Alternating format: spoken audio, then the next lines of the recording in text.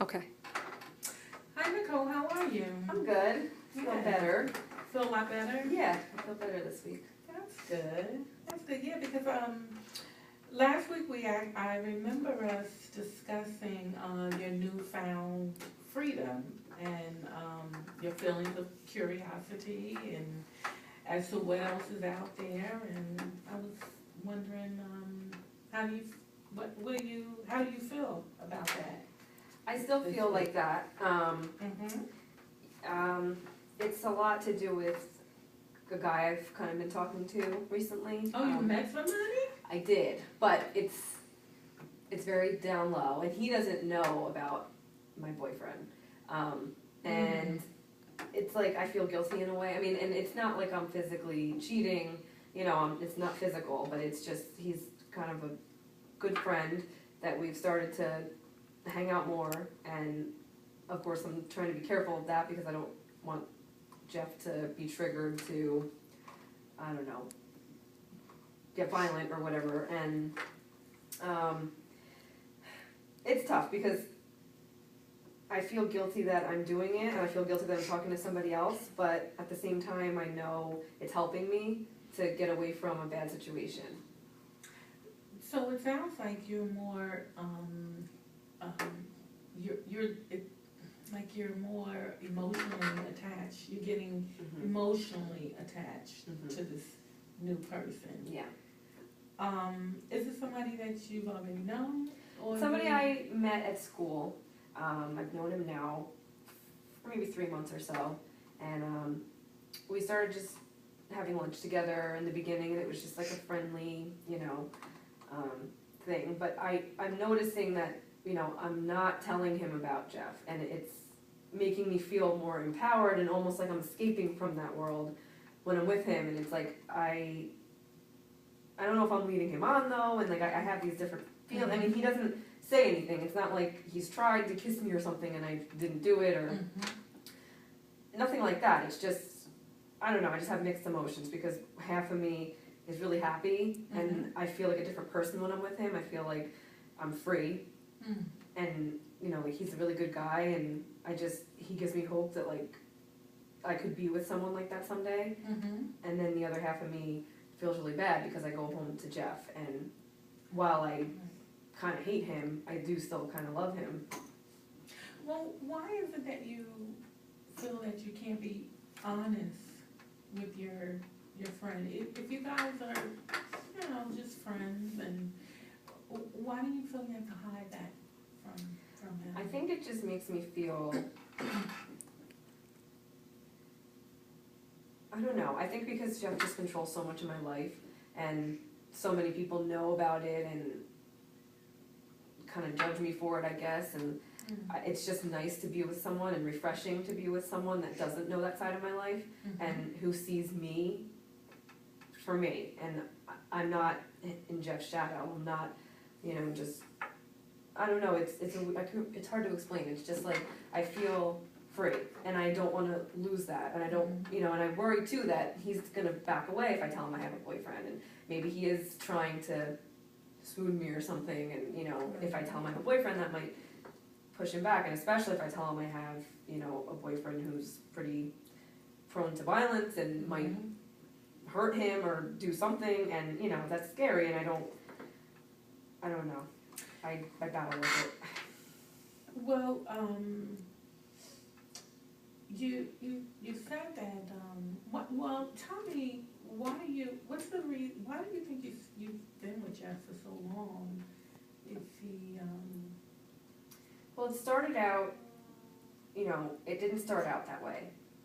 It gradually got to a point where it was not healthy anymore. But, in the beginning, we got along. He was very charming, and I was 17, he was 21, so it's a pretty big age gap at that point, and I was just intrigued, I guess the word, or, I was just kind of, what's the word?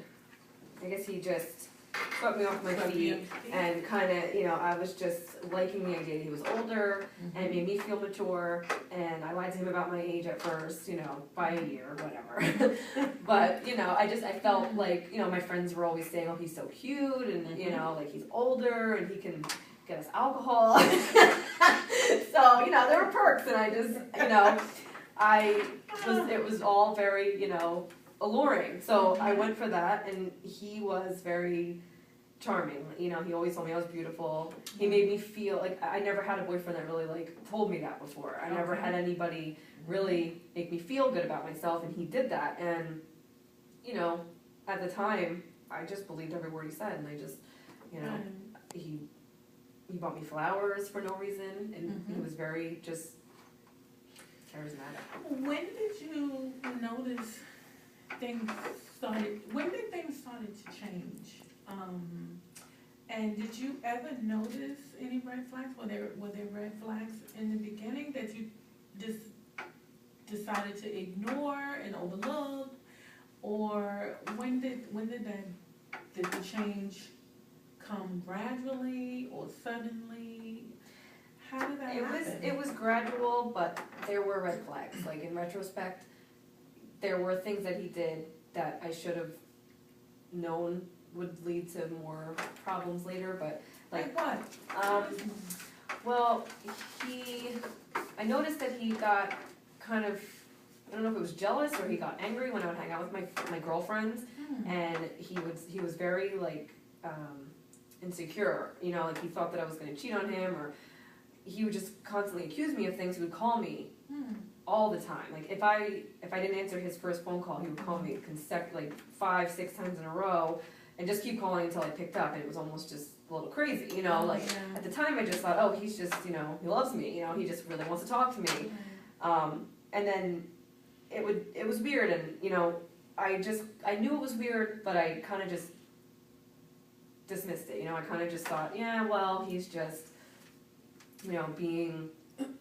he just cares too. And then that was the problem too, like I took that as he cares a lot, and I took that as like he really cares, like I had, a boyfriend before him that was, I guess, normal and didn't do that. So I thought, oh, well, that wasn't love, this is love, and because I felt so strongly about him in the beginning, I just thought it was normal. I thought that was what a relationship was supposed to be, because he was older too, and I thought maybe I just didn't know what a relationship was before, and this is what it is. It's supposed to be crazy. It's supposed to, and I know that that's not true, but when you're 17 and you don't know anything else, that's kind of what you believe. So. Sure. I mean, you have someone that's telling you, how beautiful you are, and giving you roses and flowers out of nowhere, and he's cute, and your girlfriends, like him, and they're encouraging you.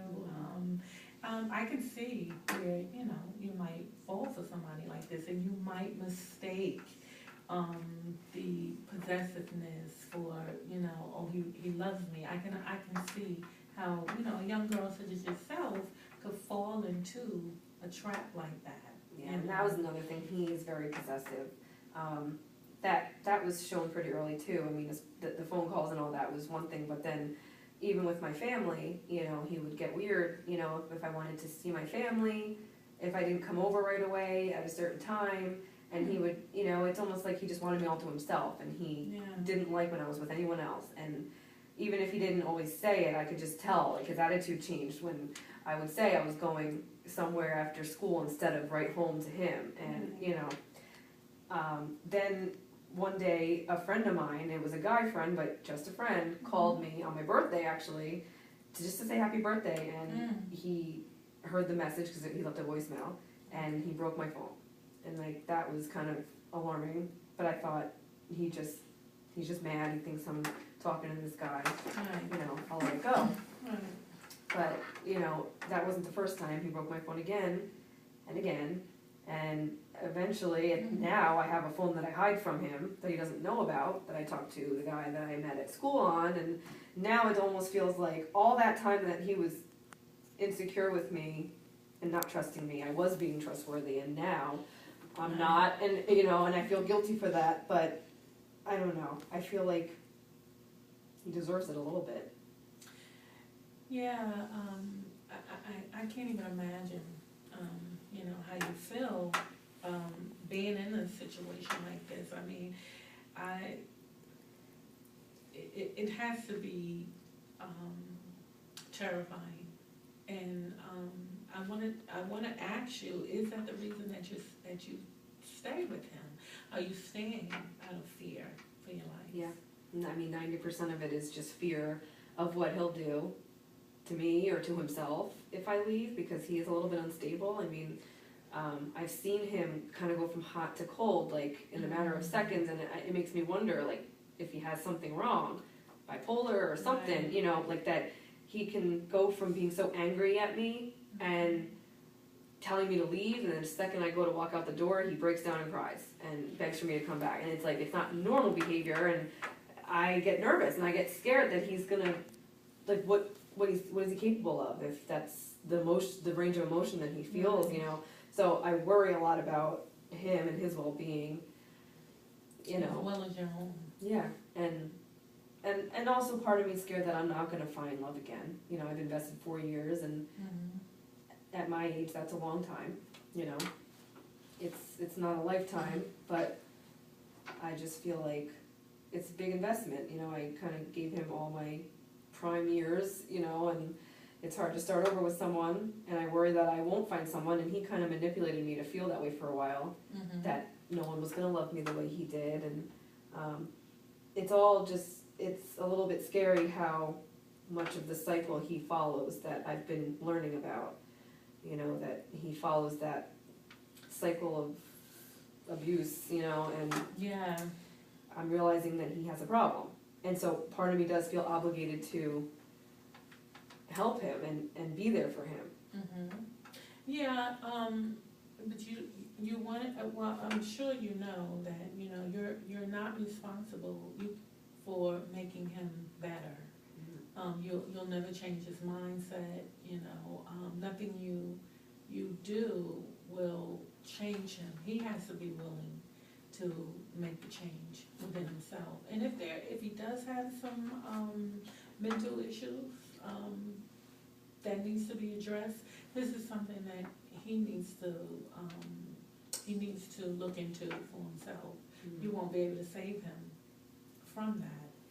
And I think, you know, the sooner you realize that, maybe you will become more comfortable with leaving the relationship. You mentioned that he would even get mad at you when you spent time with your family. Did you ever tell your parents what? They know, they can tell, because I mean, he has shown up at family parties before, waiting for me in the driveway and kind of making a scene with his truck, like he would, you know, he has like a fancy, you know, loaded up truck, so he would peel out and just be crazy for no reason, just because I wasn't answering my phone or because I was maybe 10 minutes later than I said I'd be, and like he would get nuts like that. And he's made scenes before, and you know, it does make me mad that he treated me like that, and so it pushed me away, you know, ultimately. I mean, it's hard to love someone that treats you like that, and my parents are kind of over his crap, and they tell me all the time, you know, what are you doing? Like, he's clearly not normal or, you know, stable or the right person, and he doesn't treat you right. My friends know it, and it's like, that's a lot of the reason why I don't tell my new friend about it, because it's kind of like I got a fresh slate, you know, and I'm like getting to see what life is like without that drama, and I like it, so that's helping me to get there. Yeah. Well, I can certainly understand you becoming emotionally involved with someone else, someone that makes you feel more safe and secure, you know, outside of the home and outside of your relationship with Jeff. The only thing I just want to caution you on is to be careful, because if he is unstable, you know, you never know where he's going to show up, what he's going to do. What's keeping him from coming to your school? You know, I know. checking up on you. I worry about that. and you don't want to get someone, an innocent bystander, Yeah. caught up into something that, that you can avoid. Mhm. So, but you are making progress, I like it, you know, I see that, the emotional ties with Jeff is starting to fade out. Mhm. It seems like you're ready for the next step in your life. And, so what we'll do, we'll pick up next week and see where you're at, Okay, okay? sounds good. Thank you. All right.